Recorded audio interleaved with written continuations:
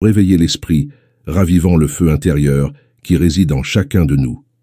Bienvenue à la meilleure version de toi, un voyage transformateur guidé par les mots inspirants d'Orison Swett Marden. Dans cet audio-livre, vous plongerez dans un océan de possibilités, où chaque mot est une goutte de motivation vous poussant à atteindre vos rêves les plus audacieux et à libérer le potentiel illimité qui réside en vous.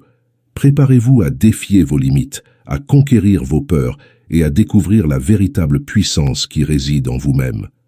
Ce n'est pas simplement un livre audio, c'est une invitation à embrasser votre grandeur et à devenir la meilleure version de vous-même. Êtes-vous prêt à commencer ce passionnant voyage vers votre transformation personnelle? Alors, laissez l'aventure commencer. L'habitude du dépassement personnel. Si vous voulez de la connaissance, vous devez travailler pour l'obtenir. Nous excusons souvent notre paresse sous prétexte de difficultés. Comme la sculpture est au bloc de marbre, l'éducation est à l'âme humaine, Addison. Un enfant est mieux sans naître que sans apprendre. Gascoigne est l'ignorance à gaspiller. C'est la connaissance qui sauve. Une faculté non enseignée est à la fois inactive et morte, Hills. L'excuse selon laquelle tel ou tel homme n'a pas le temps pour la culture disparaîtra dès lors que nous désirerons ardemment la culture au point de commencer sérieusement à examiner notre utilisation actuelle du temps. Matthew Arnold. L'éducation, telle qu'elle est généralement comprise, est le processus de développement de l'esprit par le biais de livres et d'enseignants. Lorsque l'éducation a été négligée, soit par manque d'opportunités, soit parce qu'elles n'ont pas été saisies, le seul espoir qui reste est le dépassement personnel. Les opportunités de dépassement personnel nous entourent et sont abondantes. Et en ces jours où il y a des livres bon marché et des bibliothèques gratuites, il ne peut y avoir de bonnes excuses pour négliger l'utilisation des facultés pour la croissance et le développement mental. Lorsque nous observons les difficultés d'acquérir des connaissances, il y a 50 ans ou un siècle, la rareté des livres, la valeur de la lumière la plus faible d'une bougie, le travail incessant qui ne laissait aucun temps pour l'étude, la fatigue physique à surmonter pour permettre l'effort mental dans l'étude, nous pouvons nous émerveiller devant les œuvres produites par les plus grands érudits en ces jours de pénurie. Et lorsque nous ajoutons aux limites de l'éducation les handicaps physiques, la mauvaise santé, la faim et le froid, nous pouvons nous enorgueillir de l'ampleur des opportunités modernes, de l'aide et des incitations à l'étude et au développement personnel qui sont si généreusement mises à notre disposition pour notre usage et notre inspiration et dont nous n'avons pas pleinement profité. Le dépassement personnel implique un désir essentiel, le désir de se surpasser. Si ce désir existe, le dépassement ne peut être réalisé que par la conquête de soi-même. Le moi matériel, qui cherche le plaisir et le divertissement, doit renoncer au roman, aux jeux de cartes, au ragot et à la narration d'histoires, pour profiter de chaque moment de loisir disponible. Pour tous ceux qui recherchent le dépassement personnel, il y a un lion sur le chemin, le lion de l'autosatisfaction, et seule la conquête de cet ennemi assure le progrès. Montrez-moi comment un jeune passe ses soirées, ses temps libres, et je prédirai son avenir. Considérez que ce temps libre est précieux, riche en possibilités, qu'il contient du matériel d'or pour les fondements de sa vie future. Ou le voyez-vous comme une opportunité pour l'autosatisfaction, pour passer un bon moment? La façon dont il utilise son temps libre donnera la note clé de sa vie. Elle dira s'il est sérieux ou s'il considère cela comme une grande blague. Il se peut qu'il ne soit pas conscient des effets terribles de la détérioration graduelle du caractère qui se produit en gaspillant frivolement ses soirées et ses vacances. En plus du caractère qui s'affaiblit, les jeunes sont souvent surpris de se retrouver à la traîne par rapport à leurs concurrents. Mais s'ils s'examinent, ils découvriront qu'ils ont cessé de grandir parce qu'ils ont cessé de faire des efforts pour rester à jour, pour lire beaucoup, pour enrichir leur vie avec l'autoculture. C'est l'utilisation correcte des moments libres dans la culture et l'étude qui qualifie les hommes pour le leadership. Et dans de nombreux cas historiques, les moments libres utilisés pour l'étude n'étaient pas libres au sens de loisir, mais plutôt des moments économisés sur le sommeil, les repas, la récréation. Où est aujourd'hui un garçon qui a moins de chances de réussir dans le monde que Hélioburide, apprenti à 16 ans chez un forgeron, dans l'atelier duquel il devait travailler à la forge toute la journée et souvent à la lueur des bougies. Cependant, en étudiant avec un livre pendant les repas, en le portant dans sa poche pour pouvoir profiter de chaque moment libre, et en étudiant le soir et les jours fériés, il a obtenu une excellente éducation dans le temps que la plupart des garçons gaspillent, alors que le garçon riche et paresseux, tous deux s'étirant et se réveillant à peine. Le jeune Buride avait déjà saisi les opportunités qui lui étaient offertes. Il avait soif de connaissances et un désir de dépassement personnel qui surmontait tous les obstacles sur son chemin. Un gentleman riche s'est proposé de payer ses frais à Harvard, mais Hélio a refusé, disant qu'il pouvait obtenir son éducation par lui-même, même s'il devait travailler 12 ou 14 heures par jour à la forge. C'était un garçon déterminé qui profitait de chaque moment libre dans la forêt et à la forge comme s'il était en or, croyant avec Gladstone que l'économie de temps le récompenserait économiquement à l'avenir, tandis que le gaspillage le ferait reculer. Prenons le cas d'un garçon qui travaille presque toute la journée dans une forge et qui trouve pourtant le temps d'étudier cette langue en une seule année. Ce n'est pas le manque de capacité qui retient les hommes, mais le manque de persévérance. Dans de nombreux cas, l'employé a un meilleur cerveau, une meilleure capacité mentale que son employeur, mais il n'améliore pas ses facultés, car il gaspille son esprit en fumant des cigarettes, en dépensant son argent au billard, au théâtre ou à la danse. Et à mesure qu'il vieillit et que le service continue, il se plaint de son manque de chance, de ses opportunités limitées. Le nombre de permanents de bureau augmente constamment pour ceux qui n'ont pas cru qu'il valait la peine, enfants, d'apprendre à écrire correctement ou de maîtriser les branches fondamentales requises dans une carrière commerciale. L'ignorance commune parmi les jeunes hommes et femmes dans les usines, les magasins et les bureaux partout est en effet quelque chose de regrettable dans la vie américaine. D'autre part, nous voyons des hommes et des femmes capables occupant des postes inférieurs parce que dans leur jeunesse, ils n'ont pas pensé que cela valait la peine de développer. Leur faculté est de concentrer leur attention sur l'acquisition des connaissances suffisantes. Des milliers d'hommes et de femmes sont freinés, handicapés à vie, par des bagatelles apparentes auxquelles ils n'ont pas jugé bon de prêter attention. En leur début, de nombreuses jeunes filles douées passent leurs années les plus productives comme employées ou dans un poste médiocre parce qu'elles n'ont jamais pensé que cela valait la peine de développer leur faculté mentale ou de profiter des opportunités qui se présentaient à elles pour obtenir une position supérieure.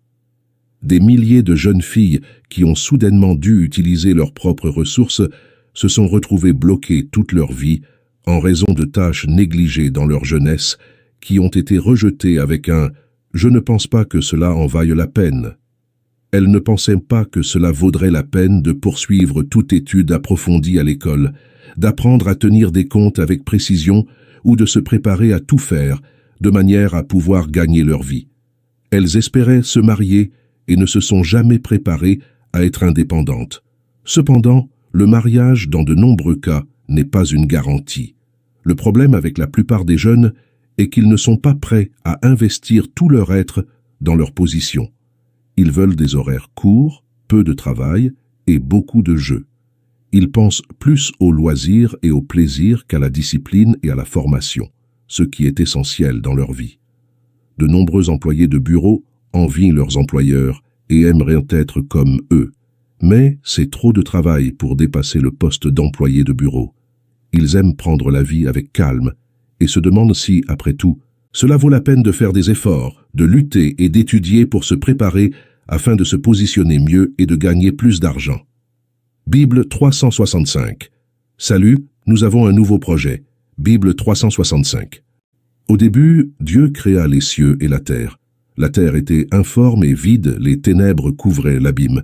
Rejoignez cette grande aventure. Dieu a dit que le problème de nombreuses personnes est qu'elles ne sont pas prêtes à faire des sacrifices dans le présent pour obtenir des avantages dans le futur. Elles préfèrent s'amuser et consacrer du temps au développement personnel. Elles ont le vague désir de faire quelque chose de grand, Mais peu ont cet intense désir qui les pousse à faire ce sacrifice. Peu sont prêts à travailler sous terre pendant des années pour poser les bases du monument à la vie. Elles aspirent à la grandeur, mais leur aspiration n'est pas du genre à être prête à faire n'importe quel sacrifice ou à payer n'importe quel prix pour atteindre leur objectif. La plupart des gens se contentent de la médiocrité toute leur vie, malgré leur potentiel pour atteindre quelque chose de plus grand. Elles n'ont pas l'énergie ni la détermination pour se préparer à cela. Elles préfèrent prendre la vie avec calme et rester où elles sont plutôt que de se battre pour quelque chose de mieux. Elles ne mettent pas tout en jeu. Si un homme ou une femme est disposé à se surpasser, le progrès trouvera un moyen de s'élever, ou il en créera un. Voici un exemple de la vie quotidienne dans laquelle nous vivons tous. Un jeune Irlandais qui avait atteint l'âge de 19 ou 20 ans sans apprendre à lire ni à écrire, et qui avait quitté son foyer à cause de son intolérance. Il a appris à lire un peu en étudiant les affiches publicitaires et a finalement obtenu un poste de steward à bord d'un navire de guerre. Il a choisi cette occupation et a obtenu la permission de servir à la table du capitaine en raison de son grand désir d'apprendre. Il portait un petit carnet dans la poche de son manteau et chaque fois qu'il entendait un nouveau mot, il le notait. Un jour, un officier l'a vu écrire et a soupçonné qu'il était un espion. Lorsque lui et les autres officiers ont découvert à quoi servait le carnet, le jeune homme a eu plus d'opportunités d'apprendre, ce qui lui a valu des promotions avec le temps. Il a finalement obtenu un poste de premier plan dans la marine. Le succès en tant qu'officier de marine lui a ouvert la voie vers le succès dans d'autres domaines. L'auto-assistance a réalisé presque toutes les grandes choses du monde. Combien de jeunes hésitent et abandonnent leur objectif parce qu'ils n'ont pas le capital de départ et attendent que la chance leur donne un coup de pouce.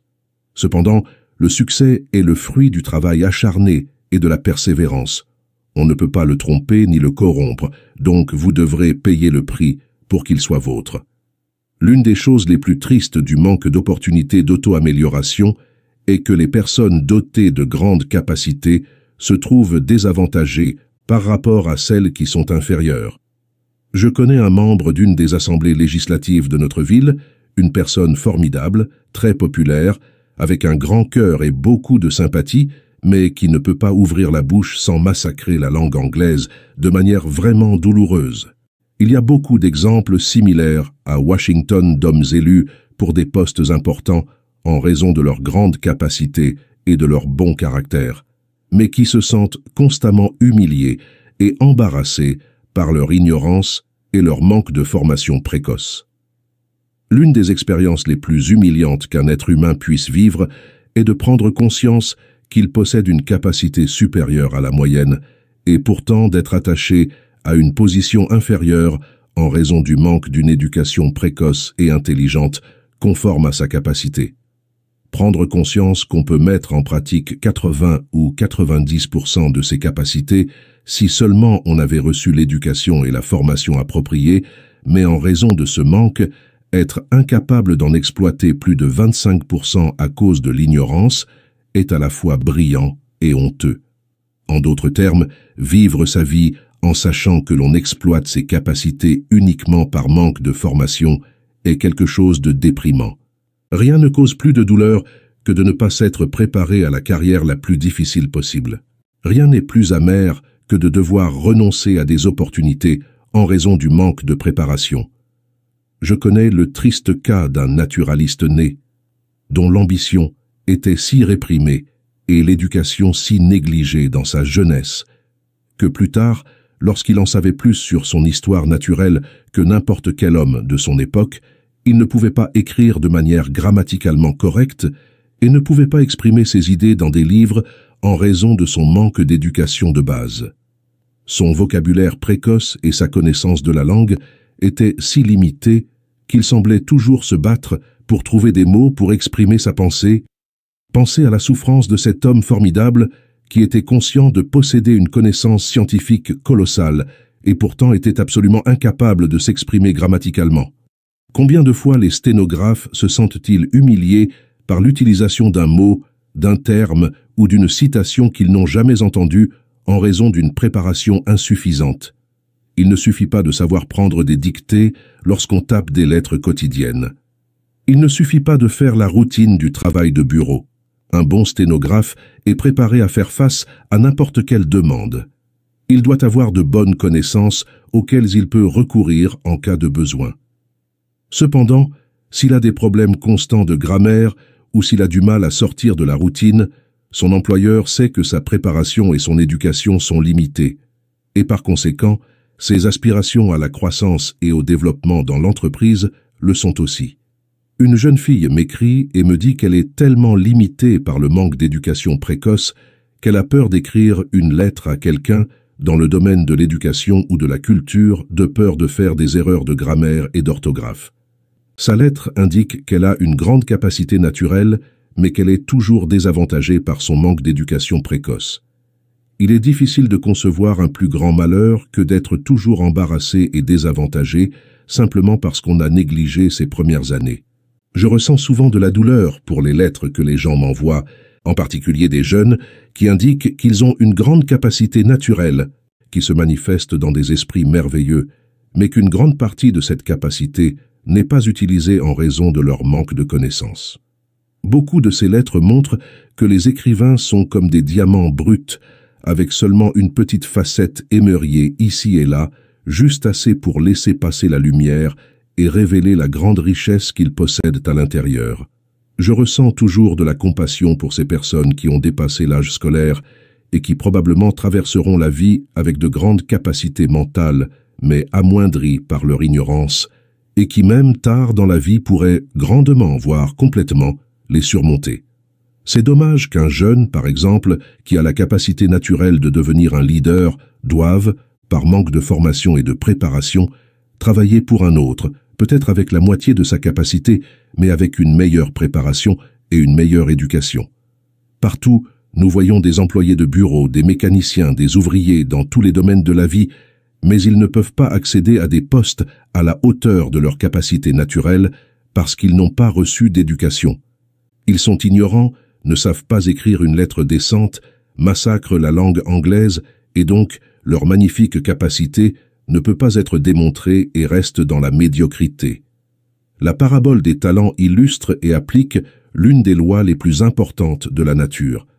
À celui qui a, il sera donné, à celui qui n'a pas, même ce qu'il a, lui sera retiré. Les scientifiques appellent cette loi la survie du plus apte. Les plus aptes sont ceux qui exploitent ce qu'ils ont, ceux qui acquièrent de la force par la lutte et ceux qui survivent grâce à l'autodéveloppement en contrôlant leur environnement, qu'il soit hostile ou favorable. Le sol, le soleil et l'atmosphère fournissent beaucoup de matériaux pour la croissance de la plante ou de l'arbre, mais la plante doit utiliser tout ce qu'elle a. Elle doit le transformer en fleurs, en fruits, en feuilles ou en fibres, sinon l'approvisionnement cessera. En d'autres termes, le sol ne fournira plus de matériaux pour la croissance s'ils ne sont pas utilisés. Plus ces matériaux sont utilisés rapidement, plus la croissance sera rapide et plus la quantité de matériaux disponibles sera importante. La même loi est valable partout. La nature est généreuse avec nous si nous utilisons ce qu'elle nous donne, mais si nous cessons de l'utiliser, si nous ne transformons pas ce qu'elle nous donne en force, mais que nous l'investissons pour construire, non seulement l'approvisionnement s'arrêtera, mais nous deviendrons plus faibles et moins aptes.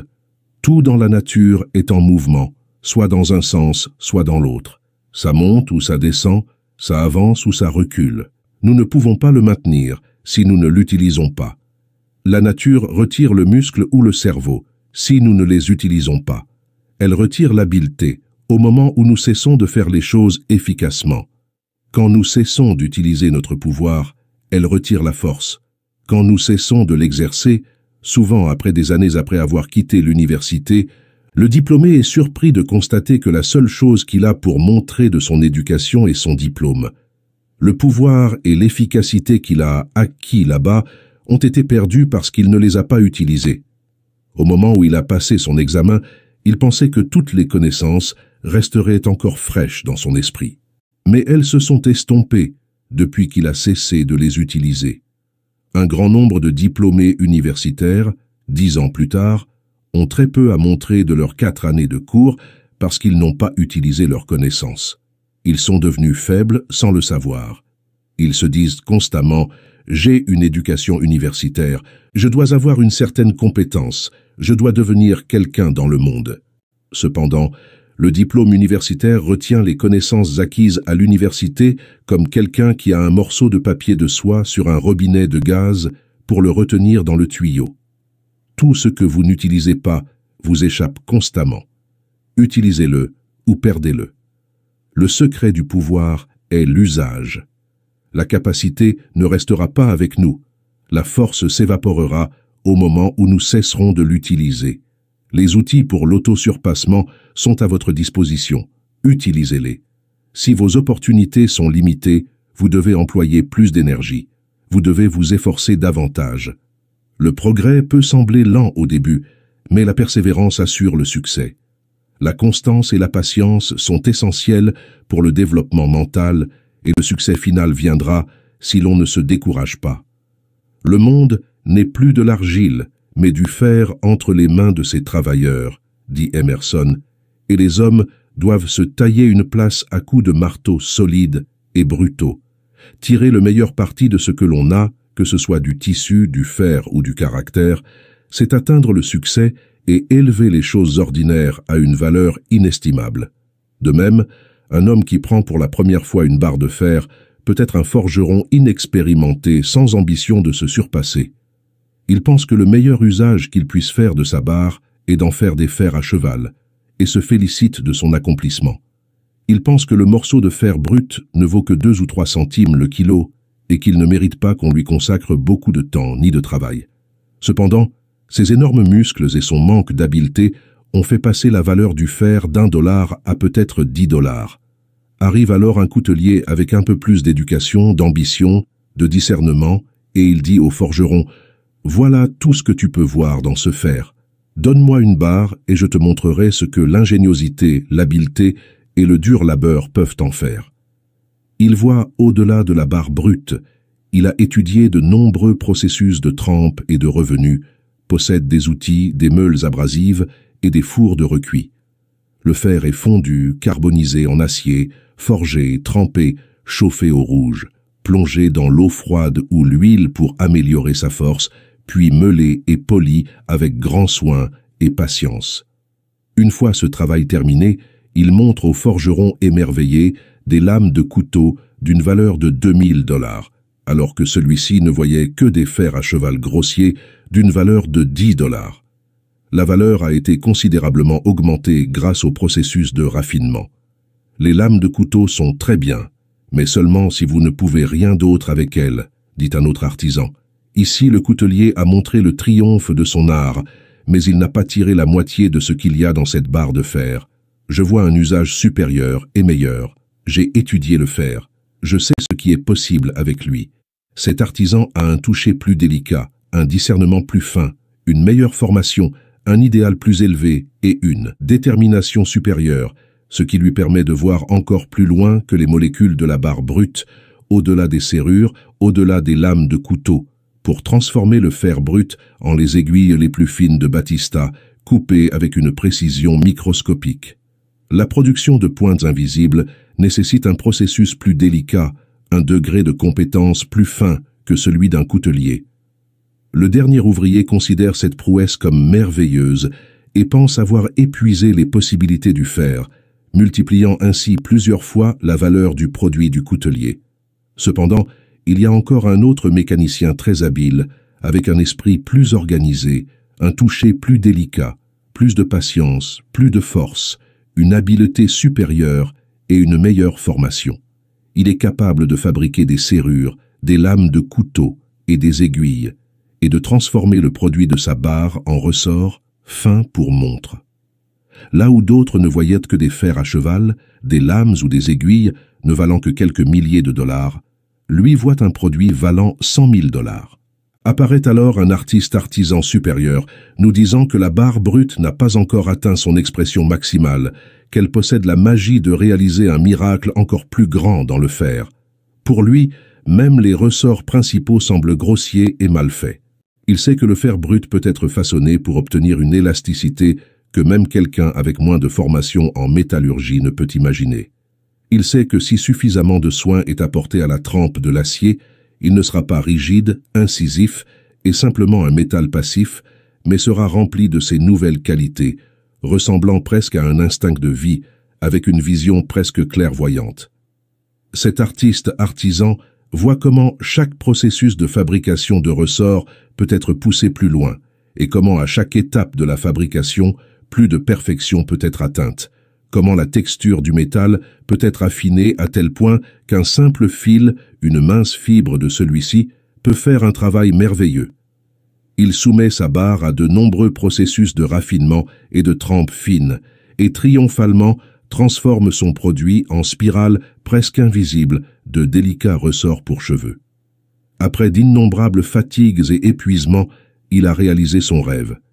Il a élevé la valeur de quelques dollars de fer à 1 million de dollars, peut-être 40 fois la valeur du même poids d'or.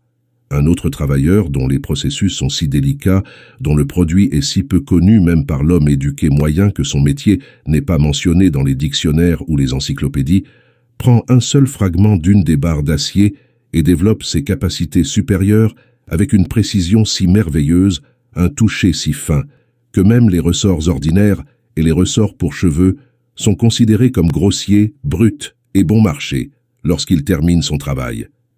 Il vous montre alors quelques-uns des instruments minutieusement dentelés que les dentistes utilisent pour extraire les branches les plus fines des nerfs dentaires.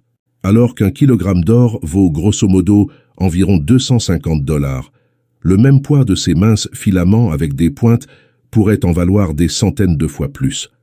D'autres experts pourront continuer à perfectionner le produit, mais il faudra de nombreux jours avant que les meilleurs ne puissent épuiser les possibilités d'un métal qui peut être subdivisé jusqu'à ce que ses particules flottent dans l'air. Cela peut sembler magique, mais la magie n'est obtenue que par l'application des compétences les plus domestiques, en entraînant l'œil, la main, la perception, avec un travail acharné, une détermination et du courage. Si un métal ne possédant que quelques qualités grossières est capable d'augmenter considérablement sa valeur en mélangeant des cerveaux avec ses molécules, qui fixera les limites aux possibilités de développement d'un être humain, ce merveilleux composé de forces physiques, mentales, morales et spirituelles. Alors que dans le développement du fer, certains processus sont possibles, sur l'esprit et le caractère, 1000 influences peuvent être exercées. Alors que le fer est une masse inerte sur laquelle seules agissent des influences externes, l'être humain est un ensemble de forces qui agissent et se contre, mais qui peuvent être contrôlées et dirigées par le moi supérieur, la personnalité dominante et réelle. La différence dans la réussite humaine est due seulement en partie aux matériaux d'origine. C'est l'idéal poursuivi et déployé, l'effort réalisé, les processus d'éducation et d'expérience qui forgent, martèlent et façonnent notre barre de vie dans son développement final. La vie quotidienne a des équivalents à toutes les tortures subies par le fer, et à travers elles atteint son expression maximale. Les coups de l'opposition, les luttes au milieu du besoin et de la peine, les tests douloureux de la catastrophe et du deuil, les écrasements des circonstances de fer, les grincements de l'inquiétude et de l'anxiété, la mouture des difficultés constantes, les affronts qui refroidissent l'enthousiasme, la fatigue de années de travail ardu et monotone dans l'éducation et la discipline, tout est nécessaire pour l'homme qui veut réussir. Le fer, par cette manipulation, se renforce, se raffine, devient plus élastique ou plus résistant, et s'adapte à l'usage que chaque artisan rêve. Si tous les coups le brisaient, si tous les fours le brûlaient, si toute la vie l'écrasait, si tous les rouleaux le pulvérisaient, à quoi servirait-il? Il a cette vertu, ces qualités qui résistent à tout, qui tirent profit de chaque épreuve et triomphent finalement. Dans le fer, les qualités. Ceux qui évitent le travail dur, la formation et les défis sont ceux qui échouent, les perdants, les faibles, les criminels, de la même manière qu'une barre rouille et perd de sa valeur. Le caractère se détériore également s'il n'y a pas un effort constant pour l'améliorer. Pour le rendre plus flexible et le renforcer, il est facile de rester une simple barre de fer ou, en termes comparatifs, de devenir un simple fer à cheval. Mais il est difficile d'élever le résultat de votre vie à des valeurs plus élevées. Beaucoup d'entre nous considèrent nos dons naturels comme pauvres, mesquins et inadéquats par rapport à ceux des autres. Mais si nous sommes prêts avec patience, travail, études et lutte à marteler, extraire et affiner, à travailler des serrures grossières aux délicates épingles à cheveux, nous pouvons, avec une patience et une persistance infinie, élever la valeur de la matière première. C'est ainsi que Christophe Colomb, le tisserand, Benjamin Franklin, l'ouvrier en imprimerie, Ésope, l'esclave, Homère, le mendiant de Mostoles, le fils du forgeron, Ben Jonson, l'aube de Cervantes, le soldat de base, et Jaïn, le pauvre fils du cocher, ont développé leurs facultés jusqu'à se distinguer parmi les autres hommes. Il y a très peu de différence entre les matériaux avec lesquels naissent 100 jeunes moyens. Cependant, l'un peut augmenter sa valeur de 100, 500 ou même 1000 fois sans ressources supérieures aux autres, tandis que les 99 autres se demandent pourquoi leurs matériaux restent aussi bruts et attribueront leur échec à la malchance. Pendant qu'un garçon se lamente sur son manque d'opportunités, sur son manque de moyens pour obtenir une éducation universitaire et reste dans l'ignorance, un autre, avec la moitié de ses chances, acquiert une bonne éducation avec le temps que d'autres garçons gaspillent. Avec le même matériau brut, un homme construit un palais et un autre une cabane. Du même morceau de marbre brut, un homme crée un bel ange qui ravit tous ceux qui le voient, un autre crée un monstre qui décourage tous ceux qui le voient. La réussite dans l'amélioration de votre vie dépend en grande partie de vous et de votre dévouement à atteindre vos objectifs.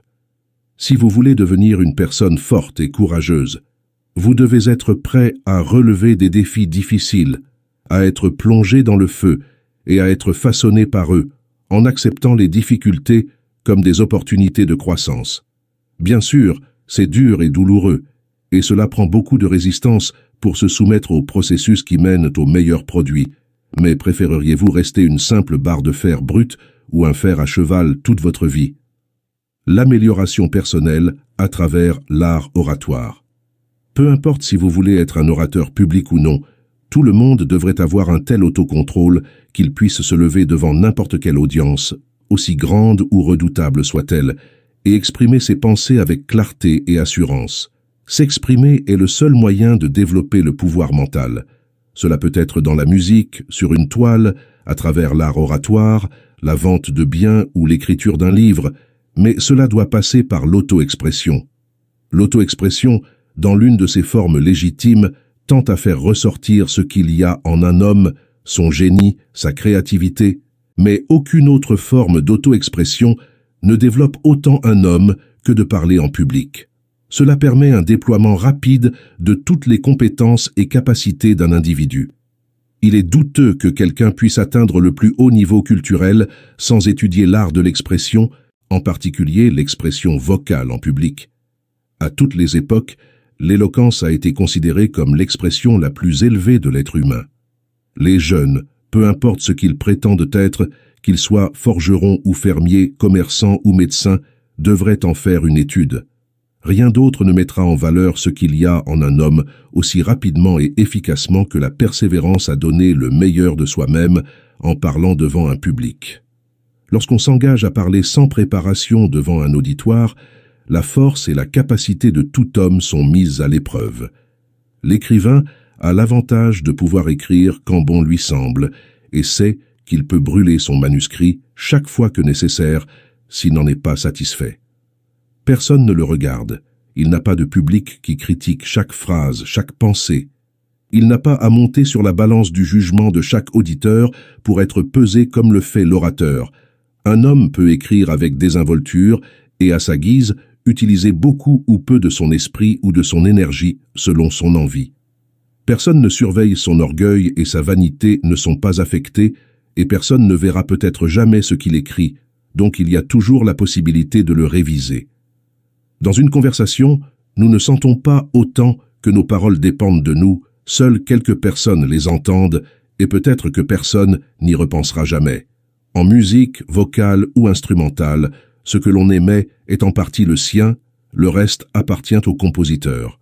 Cependant, quiconque se considère cultivé devrait apprendre à penser avec calme, afin de pouvoir se lever à tout moment et s'exprimer avec intelligence. Les occasions de parler se multiplient considérablement. De nombreuses questions qui étaient autrefois résolues au bureau sont maintenant discutées et résolues lors des dîners. Jamais auparavant, il n'y a eu autant de demandes d'éloquence au dîner qu'aujourd'hui. Nous connaissons des hommes qui, grâce à un dur labeur et à la persévérance, ont accédé à des postes très honorables, mais qui ne sont pas capables de se tenir debout devant un public, même pour faire quelques commentaires ou présenter une motion, sans trembler comme une feuille de peuplier. Ils ont eu de nombreuses occasions lorsqu'ils étaient jeunes, à l'école, dans les clubs de débat, de surmonter leur timidité et d'acquérir de l'aisance et de la facilité à parler en public, mais ils ont toujours évité ces opportunités parce qu'ils étaient timides ou parce qu'ils pensaient qu'une autre personne pouvait mieux gérer le débat qu'eux. De nos jours, de nombreux hommes d'affaires donneraient beaucoup d'argent pour revenir en arrière et améliorer les opportunités qu'ils ont gaspillées dans leur jeunesse pour apprendre à penser et à parler avec connaissance de cause. Maintenant, ils ont de l'argent, ils ont une position, mais ils ne sont personne lorsqu'on leur demande de parler en public. C'est pourquoi ils rougissent, balbutient des excuses et s'assoient. Il y a quelque temps, j'étais à une réunion publique lorsqu'un homme occupant une place très élevée dans la communauté, le plus expert dans son domaine, a été appelé à donner son avis sur le sujet en cours. Il se leva, trembla, bafouilla et eut du mal à prononcer un seul mot correctement. Il ne put même pas donner une apparence décente. Il avait du pouvoir et beaucoup d'expérience, mais là, il était aussi vulnérable qu'un enfant. Il se sentit méprisable, humilié, embarrassé, et aurait probablement donné n'importe quoi pour s'être formé très tôt dans la vie, à dire avec assurance et clarté ce qu'il savait. Dans la même réunion, cet homme fort, respecté et estimé de tous ceux qui le connaissaient, a échoué dans sa tentative de donner son avis sur un sujet important sur lequel il était bien informé. Un homme d'affaires, peu intelligent de la même ville, qui n'avait même pas la 100e partie du pouvoir pratique de l'autre homme dans les affaires à traiter, se leva et prononça un discours brillant, et les étrangers pensèrent sans aucun doute qu'il était l'homme le plus fort. Il avait simplement appris l'art de s'exprimer sans peur et avec clarté, alors que l'autre homme se trouvait dans une énorme désavantage. Un jeune homme très brillant de New York, qui a gravi les échelons jusqu'à un poste de grande responsabilité en très peu de temps, me dit qu'il a été surpris à plusieurs reprises lorsqu'on l'a appelé à parler lors de banquets ou d'autres occasions publiques, par les nouvelles découvertes qu'il a faites sur lui-même, d'un pouvoir qu'il n'aurait jamais pensé posséder. Et maintenant, il regrette plus que tout avoir laissé passer tant d'opportunités de se faire connaître dans le passé. L'effort pour exprimer ses propres idées de manière claire, concise et révélatrice tend à rendre le langage quotidien plus direct et améliore l'addition en général. De cette manière, l'éloquence développe la force mentale et le caractère.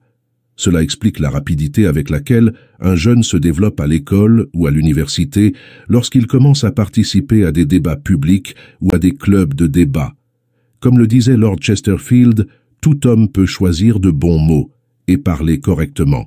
Il peut avoir de la grâce dans ses mouvements et ses gestes, et peut être un orateur très agréable s'il met tout son effort. C'est une question de diligence et de préparation. Tout consiste à apprendre ce que l'on désire savoir. La culture vocale, les manières et la préparation mentale doivent être soigneusement entraînées. Rien ne fatiguera plus rapidement le public que la monotonie. Il doit donc y avoir de la variété, car l'esprit humain se fatigue rapidement. Cela est particulièrement vrai en cas de ton de voix monotone. C'est un grand art que de pouvoir moduler sa voix avec des déclinaisons douces et fluides qui plaisent à l'oreille. Gladstone disait « 99 décades sur 100 hommes ne dépassent jamais la médiocrité parce que la formation de la voix est complètement négligée et n'est pas considérée comme importante. » On disait qu'un certain duc de Devonshire était le seul homme d'État anglais à faire la sieste tout en prononçant son discours. Il avait un génie superbe pour l'éloquence, dépourvu d'intérêt, il émettait un bourdonnement monotone et faisait des pauses de temps en temps comme s'il se rafraîchissait avec le sommeil. En pensant devant un public, on doit le faire rapidement, vigoureusement et efficacement, tout en parlant d'une voix bien modulée, avec une expression faciale et corporelle appropriée. Cela nécessite de la pratique dès les premières années de vie. Dans la jeunesse, l'aspirant orateur doit rechercher une bonne santé, car l'enthousiasme, la conviction et la volonté sont grandement affectés par la condition physique. Il faut également cultiver la posture et avoir de bonnes habitudes. Quel aurait été le résultat de la réponse de Webbs, le plus grand effort oratoire jamais réalisé sur ce continent, s'il s'était assis au Sénat et avait mis les pieds sur son bureau? Pensons à une chanteuse nordique essayant d'électriser un public allongé sur un canapé. Une préparation précoce pour parler efficacement garantira un bon vocabulaire grâce à une bonne lecture et à un bon dictionnaire. C'est pourquoi il faut connaître les mots. Aucun groupe de personnes n'est soumis à un test aussi difficile pour révéler ses compétences que les orateurs publics. Aucun autre professionnel ne court le risque de révéler ses faiblesses ou de devenir l'objet de risées en public comme eux. Parler en public est un puissant instrument de croissance personnelle, sauf pour ceux qui n'ont pas de sensibilité ou à qui cela ne dérange pas ce que les autres pensent d'eux. Rien d'autre ne révèle aussi profondément les faiblesses d'un homme ou ne montre ses limites de pensée, sa pauvreté verbale, son faible vocabulaire. Rien d'autre n'est un indicateur aussi significatif du caractère et du niveau de lecture de quelqu'un que le soin ou la négligence de son discours. Il est important d'être concise et directe dans ses déclarations. Apprends à t'arrêter lorsque tu as fini. Ne prolonge pas la conversation ou l'argumentation après avoir exposé ton point de vue. Tout ce que tu réussis à faire, c'est affaiblir ton cas et prédisposer les gens contre toi par ton manque de tact et de bon sens. Ne neutralise pas toute la bonne impression que tu as causée en parlant sans arrêt. Après avoir exposé ton point de vue, l'effort pour devenir un bon orateur public est une excellente opportunité pour stimuler toutes les facultés mentales, la sensation de pouvoir qui découle du maintien de l'attention, de susciter des émotions ou de convaincre un public. La confiance en soi éveille l'ambition et tend à rendre quelqu'un plus efficace dans tous les aspects de sa vie. Le caractère, la connaissance, le jugement de ses opinions, tout ce qui fait de quelqu'un ce qu'il est clairement montré. Chaque faculté mentale s'accélère, chaque pouvoir de pensée et d'expression est stimulé. Les pensées se précipitent pour s'exprimer. Les mots sont choisis. L'orateur fait appel à toutes ses réserves d'éducation, d'expérience, de compétences naturelles ou acquises et concentre toutes ses forces pour obtenir l'approbation et les applaudissements du public. Un tel effort affecte toute la personne, contracte le sommeil, fait briller les yeux, rougit les joues et fait battre le sang plus fort dans les veines. Les impulsions endormies se réveillent, les souvenirs oubliés se ravivent, l'imagination s'accélère pour voir des figures et des comparaisons qui n'auraient pas traversé l'esprit dans le calme. Le réveil forcé de toute la personnalité a des effets qui vont bien au-delà des avantages de l'éloquence. L'effort pour rassembler toutes ces réserves de manière logique et ordonnée, pour mettre en évidence tout le pouvoir que l'on possède, laisse ces réserves permanentes et plus accessibles. Le club de débat est la pépinière des orateurs. Peu importe la distance que tu dois parcourir pour y assister ou la difficulté à trouver du temps, la formation que tu obtiendras grâce à lui est un tournant. Lincoln, Wilson, Webster, Shout et Patrick Henry ont été formés dans l'ancienne société de débat. Ne pense pas que, parce que tu ne connais rien au droit parlementaire, tu ne devrais pas accepter la présidence de ton club de débat. C'est l'endroit idéal pour apprendre, et une fois que tu auras accepté le poste, tu pourras apprendre les règles. Il est probable que tu ne les connaîtras jamais avant de te retrouver président, où tu seras obligé de prononcer des phrases. Inscris-toi à autant d'organisations de jeunesse axées sur l'amélioration personnelle que possible, et oblige-toi à parler à chaque occasion. S'il n'y a pas d'occasion, crée-la. Lève-toi d'un bond et dis quelque chose sur chaque question soumise à débat. N'aie pas peur de te lever pour proposer une motion, la soutenir ou donner ton avis. N'attends pas d'être mieux préparé, tu ne le seras jamais. Chaque fois que tu te lèveras, ta confiance augmentera et, avec le temps, tu prendras l'habitude de parler jusqu'à ce que cela te soit aussi facile que tout le reste. Rien ne développe les jeunes aussi rapidement et efficacement que les clubs de débat et les discussions de toutes sortes. Un grand nombre de nos hommes politiques doivent leur avancement plus aux anciennes sociétés de débat qu'à toute autre chose. Ici, ils ont découvert, appris à avoir confiance en eux-mêmes, à être indépendants. Rien n'attire plus l'attention d'un jeune que la lutte d'un débat pour rester ferme. C'est un exercice vigoureux, et vigoureux pour l'esprit, tout comme la lutte libre l'est pour le corps. Ne reste pas à l'arrière, va devant. N'aie pas peur de te montrer. Se recroqueviller dans un coin, se faire oublier et éviter de débattre est fatal pour la confiance en soi. C'est tellement facile et tentant, surtout pour les jeunes à l'école ou à l'université, d'éviter les défais-le tant de fois que cela devienne naturel pour toi. Si on t'invite à parler, peu importe ta réticence, peu importe ta timidité, décide de ne pas laisser passer cette opportunité de te grandir. Nous connaissons un jeune qui a une grande habileté naturelle pour parler en public et pourtant, il est tellement timide qu'il résiste toujours à accepter les invitations à parler lors de banquets ou en public, parce qu'il dit ne pas avoir assez d'expérience. Il manque de confiance en lui, est orgueilleux et a tellement peur de commettre une erreur qui le mortifie qu'il a attendu si longtemps qu'il est maintenant découragé et pense qu'il ne sera jamais capable de rien faire en public. Il donnerait n'importe quoi au monde pour avoir accepté toutes les invitations qui lui ont été faites, car alors il aurait bénéficié de l'expérience. Il aurait été 1000 fois mieux pour lui de faire une erreur ou même d'échouer complètement, quelquefois que de manquer les dizaines d'opportunités qui auraient sans aucun doute fait de lui un bon orateur public. Ce que l'on appelle techniquement la peur de la scène est très courant. Un étudiant a récité un discours aux parents conscrits. Son professeur lui a demandé « Ainsi aurait parlé César ». « Oui », a-t-il répondu, « si César avait été à moitié mort de peur et nerveux comme un chat ». Une personne inexpérimentée se sent accablée par la timidité en sachant qu'elle est sous le regard de tous dans son auditoire, qui évalue sa présence dans la salle, juge sa valeur et décide si elle répond ou non à leurs attentes. Certaines personnes sont extrêmement sensibles et craignent tellement d'être regardées qu'elles n'osent même pas ouvrir la bouche, même lorsque la discussion porte sur un sujet qui les intéresse profondément et sur lequel elles ont des opinions fermes. Dans les clubs de débat, les réunions de sociétés littéraires ou les rencontres de toute nature, elles restent muettes, désireuses de parler, mais craignant de le faire. Le simple son de leur propre voix, s'ils se levaient pour faire une motion ou parler lors d'une réunion publique, les paralyserait. L'idée même de se faire entendre, d'exposer ses points de vue ou ses opinions sur n'importe quel sujet, comme étant dignes d'attention ou aussi précieux que ceux de leur père, les fait honteux et les renferme davantage sur eux-mêmes. Cependant, cette timidité est souvent due moins à la peur du public qu'à la crainte de ne pas pouvoir exprimer correctement ses pensées. Ce qu'il y a de plus difficile à surmonter pour l'orateur public, c'est la conscience de soi, ses yeux qui le traversent, qui le mesurent, qui le critiquent. Ils ne sont pas très difficiles à chasser de la conscience.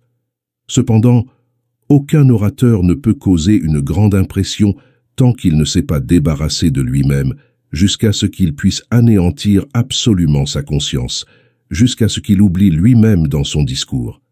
Tant qu'il se demande quelle impression il fait, ce que les gens pensent de lui, son pouvoir sera diminué et son discours sera mécanique. Même un échec partiel sur la scène a de bons résultats, car souvent, il éveille la détermination à conquérir pour la prochaine fois. On n'abandonne jamais les efforts héroïques de Démosthène et viendra le moment où l'on écoutera d'Israéli. Ce sont des exemples historiques. Ce n'est pas le discours, mais l'homme derrière le discours qui s'ouvre un chemin vers l'avant. Un homme a du poids, parce qu'il est lui-même l'incarnation du pouvoir. Il est convaincu de ce qu'il dit. Il n'y a rien de négatif, de douteux ou d'incertain dans sa nature. Il ne sait pas seulement une chose, mais il est conscient de la savoir. Son opinion emporte tout le poids de son être. Chaque homme donne son consentement à son jugement. Il est en sa conviction, en son acte. L'un des orateurs les plus fascinants que j'ai jamais entendus. Un homme pour lequel les gens parcouraient de longues distances et restaient debout pendant des heures pour entrer dans la salle où il parlait, n'a jamais pu gagner la confiance de son public parce qu'il manquait de caractère. Les gens aimaient se laisser emporter par son éloquence. Il y avait un grand charme dans la décadence de ses phrases parfaites, mais d'une manière ou d'une autre, il ne pouvait pas croire ce qu'il disait. L'orateur doit être sincère. Le public est très rapide pour repérer les faux. Si le public voit de la boue au fond de tes yeux, qu'ils ne sont pas sincères, que tu fais semblant, il ne te prendra pas en compte. Il ne suffit pas de dire quelque chose d'agréable, quelque chose d'intéressant. L'orateur doit être capable de convaincre, et pour convaincre les autres, il doit avoir de fortes convictions. Les grands discours sont devenus les phares de l'histoire. Ceux qui sont préparés acquièrent une influence mondiale quand l'occasion se présente. Très peu de personnes atteignent leurs plus grandes possibilités ou connaissent tout leur pouvoir, à moins qu'elles ne soient confrontées à une grande occasion. Nous sommes aussi étonnés que les autres quand, dans une grande urgence, nous nous surpassons. D'une manière ou d'une autre, le pouvoir qui est derrière nous, dans le silence, dans les profondeurs de notre nature, vient à notre secours, intensifie nos facultés 1000 fois et nous permet de faire des choses que nous pensions auparavant impossibles. Il serait difficile d'estimer le grand rôle que l'exercice pratique de l'art oratoire peut jouer dans la vie d'une personne. Les grandes occasions, quand les nations ont été en danger, ont développé et mis en lumière certains des plus grands orateurs du monde. Cicéron, Mirabeau, Patrick Henry, Webster et John Bright pourraient témoigner de ce fait. L'occasion avait beaucoup à voir avec le meilleur discours jamais prononcé au Sénat des États-Unis. La réponse de Webster sera « Hey ». Webster n'avait pas de temps pour se préparer immédiatement, mais l'occasion a fait ressortir toutes les réserves de ce géant et s'est tellement élevé au-dessus de son adversaire que Jane semblait un nain en comparaison. La plume a découvert de nombreux génies, mais le processus est plus lent et moins efficace que la grande occasion qui découvre l'orateur. Chaque crise révèle une compétence non développée et peut-être même inattendue. Aucun orateur vivant n'était assez grand pour transmettre à une salle vide, à des sièges vides, le même pouvoir, la même force et le même magnétisme qu'il pouvait transmettre à un public capable d'être attiré par son sujet. En présence du public réside une fascination, un magnétisme indéfinissable qui stimule toutes les facultés mentales et agit comme un tonique et un revitalisant. Un homme peut dire devant un auditoire ce qu'il pourrait dire avant de monter sur l'estrade, de la même manière que nous pouvons souvent dire à un ami, dans une conversation animée, des choses que nous ne pourrions pas dire lorsque nous sommes seuls. Comme lorsque deux substances chimiques sont combinées, une nouvelle substance est formée qui n'existait pas dans l'une ou l'autre séparément, il sent naître à travers son cerveau la force combinée de son public qu'il appelle inspiration, un puissant pouvoir qui n'existait pas dans sa propre personnalité. Les acteurs nous disent qu'il y a une inspiration indescriptible qui vient de l'orchestre des projecteurs, du public, qu'il est impossible de ressentir dans un froid essai mécanique. Il y a quelque chose dans un grand océan de visages attentifs qui éveille l'ambition et éveille la réserve de pouvoir qui ne peut jamais être ressenti autrement que devant le public. Le pouvoir était là, tout comme avant, mais il ne se réveillait pas. L'orateur a un contrôle total sur le public pour faire ce qu'il veut, rire ou pleurer. À sa guise, ils se lèvent et s'effondrent à sa volonté jusqu'à ce qu'il les libère du sortilège magique. Qu'est-ce que l'art oratoire sinon agiter le sang de tous les auditeurs? Éveiller ainsi leurs émotions qu'ils ne puissent plus contrôler leurs actions un instant de plus. Ces paroles sont des lois. On peut dire des hommes d'État dont les discours influent sur le monde, quel art est plus grand que celui de changer l'esprit des hommes. Handel Phillips a joué tellement avec les émotions, a tellement changé les convictions des sudistes qui le détestaient, mais qui étaient curieux d'entendre son éloquence, qu'à ce moment-là, il les a presque convaincus qu'ils avaient tort. Je l'ai vu quand il me semblait que son pouvoir semblait divin. Avec la facilité d'un maître, il convainquait son auditoire. Certains de ceux qui le détestaient à l'époque de l'esclavage étaient là et n'ont pas pu résister à l'applaudir. Il a déformé leur propre jugement et leur a enlevé leurs préjugés pendant un certain temps. Quand James Russell Lowell et Wedmore Story étaient étudiants, Ils sont allés à Faneuil Hall pour écouter Webster. Ils voulaient le huer pour sa permanence dans le cabinet de Tyler. Ils ont pensé qu'il serait facile de convaincre les 3000 personnes de se joindre à eux. Quand Lowell et Story ont commencé, ils ont été impressionnés par son éloquence et sa présence, transformant leur mépris en admiration et en approbation. « Il nous a fait entrevoir le Saint des Saints », a dit un autre étudiant en racontant son expérience. En écoutant un grand prédicateur, l'art oratoire n'est-il pas un bel art?